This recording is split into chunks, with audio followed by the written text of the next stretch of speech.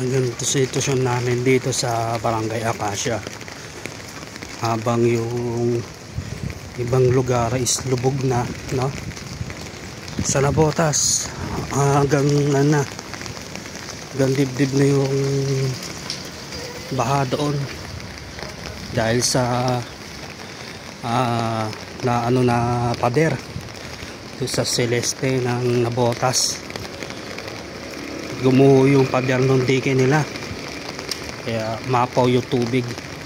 Dito sa Barangay Acacia naman po, walang baha po rito.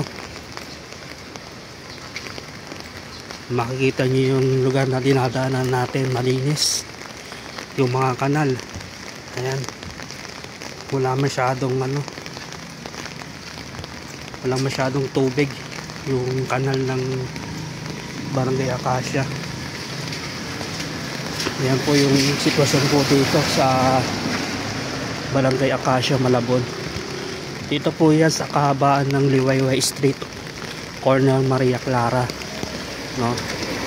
Ito yung daan papuntang palabas ka ng Robinson, Malabon. Pag kumanang ka dyan sa kalye na yan, yan, dito naman sa kaliwa yung papuntang Sangandaan. Yan, nakikita nyo po yung pinakadaan po natin. Ito po yung sitwasyon namin dito sa Malabon. Malinis, walang baha. Pero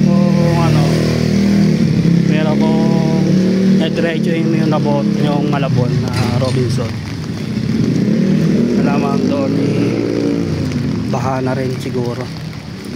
Ito, kita nyo naman, ang sabi nga dito, kung mag-i-invest kayo ng mga bahay, gano'n, dito magandang mag-invest ng mga properties. Kaso puno na yung mga dito, mga establishment na mga lupa na binibenta. Kaya maghintay ka na lang ng mga property na binibenta rito kung gusto mo mag-invest ng property.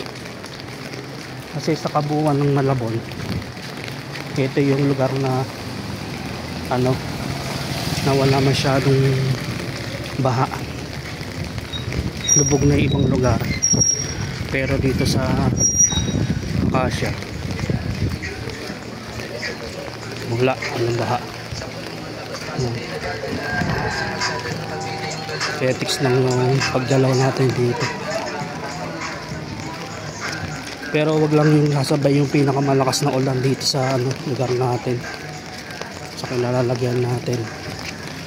Yung sobrang lakas, yung biglang lakas ng ulan tapos sasabayan ng high tide. Ganun pa man, yan, dito malinis pa rin talaga, walang kabaha-baha. So yun guys, ito yung update ko dito sa Barangay Acacia. Ayan, ito dediretsahin mo Barangay Hall yan ng Barangay Acacia. So yun mga lods, so dito na lang at i-update ko rito. Salamat.